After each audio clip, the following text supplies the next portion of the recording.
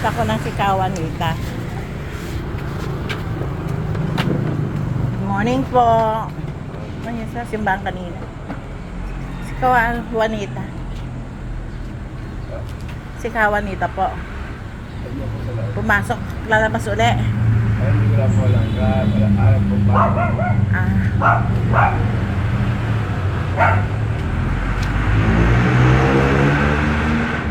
Good morning po.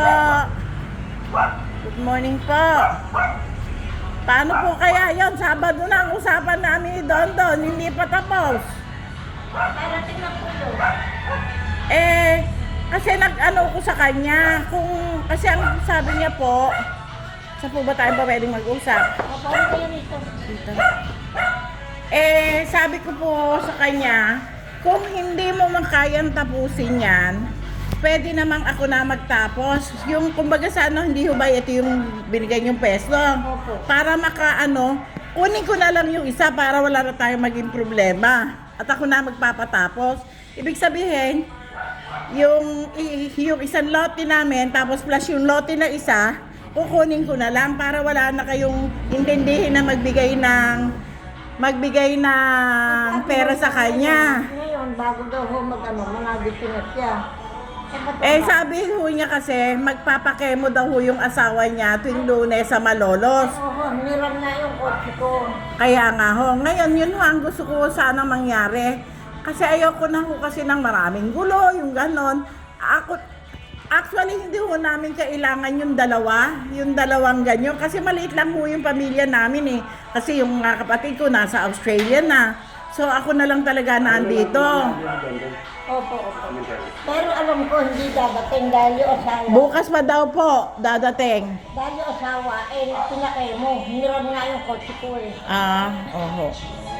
Kaya wala. Kaya Wala dumating ka. man yun, mamayang tanghali. Oho. Kasi may pasok po ako, kaya sabi ko, dadaan ako. Ano po kaya? Papapayag po ba kayo sa ganon? Na ibibigay nyo na lang sa akin yung isang lote? 350 yung binayad ko sa inyo.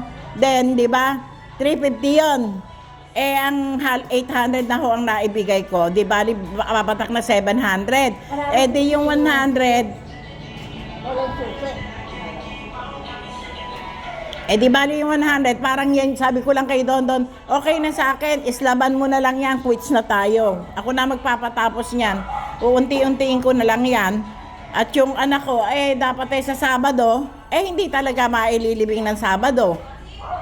Dahil gusto ko sana talaga mailagak na yung anak ko dyan. Kasi nga, aalis ako pa Australia ho ako para maayos na sana. Kaso nga ho, hindi pa ayos. O di mananatili. Dahil hindi ba Josephine pinakay mo yung asawa, no? Sinabi ko na rin ho sa kanya na Sabi ho niya sa akin, tanghali na dito na siya, gagawa siya. pero ang ko ho, payag ho ba kayo doon? Ibigay nyo na lang sa akin yung isang lote para hindi ako nahihirapan na pumupunta dito lagi-lagi nang wala namang nangyayari. Kaya lang, kung po pwede ho, di gawin ho natin basta matapos lang ho yung contract ngayon, tsaka yung contract ko sale, and then certification mabigay nyo sa akin bagong Sabado. Meron ng materialis yun, in-order nila, dadating ho ngayon tanghali. May materialis na. Oo, dyan sa radyo. Wala naman ho siyang sinabi. Sabi niya, wala daw hong materialis sabi niya Meron na, dadating ngayon, di-deliver. Sana nga kung ganun na lang gawin natin kasi ang tagal Ako na lang magpapaayos. Sana, kung i-award nyo na lang sa akin uli yung isa. Para wala na pong problema. Contract of sale na lang gagawin nyo. At saka ako na magpapagawa. Inot-inot ko na yan sa kapatid ko. Total naman, yung anak ko, wala nang target. Tanghali ho gagawin. Wala nga hong tao daw siyang makuha na dahil ayaw nga daw sumama sa kanya at wala daw hong bayad. Hindi daw siya nababayaran. Yan kasi ang sabi niya sa akin. Kaya sabi niya, bahala ka nang pumunta doon, makipag-usap. Kanya, sawan-sawa na ako, hiyang-hiya na ako sa iyo. Kaya nga ho, dumirekta na akong pumunta sa inyo ngayon at nakipag-usap. Yun ho talaga ang request ko. Total naman, kayo din naman ang nagsabi na kaya yung bayaran, yung pagkakamali nyo, yun na lang ho gawin natin para ayoko kasi ng masyadong maraming iniintindi. Ang gusto ko, di 350 bigay mo sa akin. 350 na lang ito. Parang yun naman, sasauli. Sabi naman ni Chato, by December pa daw siya magbibayad sa inyo kasi naka-schedule daw talaga ang kanyang mga bayarin. Yun naman ang nasabi sa akin. Kasi sabi ko, Chato, ano kaya, kung po pwede? Ay, sorry ate, hindi talaga pwede kasi December pa kami. Hindi pwede. Tsaka yan, papagiba ko yan. Hindi yung ganyang klase ang gusto ko. Katulad ng kung ano yung nandito namin, ganun din doon. Pagigiba ko din sa kanila yan. Sabi kong ganon. Sabi niya ganon. Kaya wala akong aasahan kay Chato. Wala akong iintayin na pwede siya. Talagang palaban siya. Ako, hindi ako palaban. Ako'y nakikiusap sa inyo. Yun na lang ho. Pagawa niyo ho yung contract of sale ngayon. Para ngayon, bukas, mapanotaryo. And then, certification. Okay na ho sa akin. Quits na tayo. Parehas tayong walang magiging problema. Yun po ang sa akin. Order nga ho siya ng materials. Pwede naman kung cancelin yun. Ngayon, dadating ho ngayon tanghali. Pwede na yung cancelin yun. O po pwede ko rin naman sabihin, yung materials yung, sige, maibigay lang sa akin ng papel. Nangangako ako sa inyo. Ako magbabayad yung materials na yan. Ipatutuloy ko ng paunti-unti sa kapatid ko.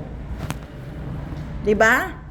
Ganun na lang ko gawin natin. Total naman, napakarami nyo namang na yan. Para wala ba tayong sama ng loob, wala tayong magkakaroon tayo ng peace of mind na dalawa. Kasi ayoko naman humantig na punta ng barangay. Ayoko nang ganun eh. Kasi ang alam ko, wala naman, nakikichismis lang sila sa buhay natin. Pero tayo din lang naman na makakagawa at makakasagot ng problema natin. Palagay ninyo, yun lang ho, mapakaano naman. Sabi naman ni Don, wala namang may-ari nun, 3 pa daw yun. Sabi ko, hindi ko na kailangan yan. Basta ito na lang, at saka ito, pwede na sa akin. Which na, ako na bahala. Anong gagawin nyo dun sa isa ho kung sakali? Parang pagka-undas, di kainan. Parang banding kami, magbabanding kami ng mga papabubungan ko din, paiislabang ko lang yon. Tapos poste, open lang din para malamig. Depende kung ano man ang gawin ko. Hindi ho, sa ngayon, ano ho ba ang inaano nyo doon? Na paano ho ang patayo na sabi niya para ituloy yung ginagawa? Ang alin ho, yung isa, yung di ba tutuloy niya yon? Ngayon, hanggang dun ho ako ang usapan namin, kasi 700. Sabi ko, Don, ako lang ang nagpapagawa ng mga bahay ko, apartment ko. Alam ko kako ang gastusan dyan. Kaya kong kwentahin yung mga nagastos mo. Kulang pa yung 100,000 na yun at danyos nyo sa akin. Actually, pero yung danyos wala na yun eh. Break even lang tayo doon sa gawa, labor, materials na yan, maislaban yan, okay na sa akin. Lugi pa ako doon, sa totoo lang. Kasi islaban nyo na lang yan eh. Islaban ho yun eh. Sabi ko, tapos ako na bahala doon sa kabila. Basta bigyan nyo ako ng contract of sale natin, and then certification, waits na tayo. Wala pong magiging problema. Certification, basta gusto ko lang mayari ngayon, ngayong bago mag-abente, para may peace of mind ako. Kasi nga, birthday ng anak ko, kahit hindi ko mailagay pa dyan, dahil hindi ko siya ilalagay dyan ng hindi maayos na maayos. Gusto ko talaga maayos na maayos. Pakihintayin nyo lang ho yung magiging usapan namin ng hindi na yun. Sige, gano'n na lang po. Mamayang tanghali lang. Mamayang tanghali. Sige, sisikapin kong, sige, mamayang tanghali. Sige, hindi ho ako papasok ngayon, iaanohin ko. Tanghali, sasabihin ko sa kanya. Dahil sinabi tanghali na dito na siya. Na ganon. Tatapusin niya yung ibaba. Kasi parang lang yung ibaba. Oo nga ho, yun nga ho. Ang sabi ko, tatapusin niya yon hanggang doon. Quits tayo doon. Ngayon, magiging quits tayo. Plus kako, yung remaining, itong isa ibibigay sa akin. Then, kailangan lang doon contract. Paggawa ng contract, madali. Kahit ako gumawa ng contract. Sabi kong ganon, papipirmahan ko sa inyo. Bigyan niyo ako ng certification. Ako na magpapanotaryo. Ang daming pwedeng magpanotaryo sa bayan. May mga abogado din ako dyan.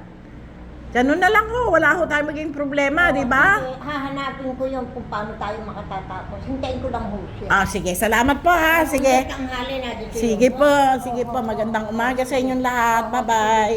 Sige po.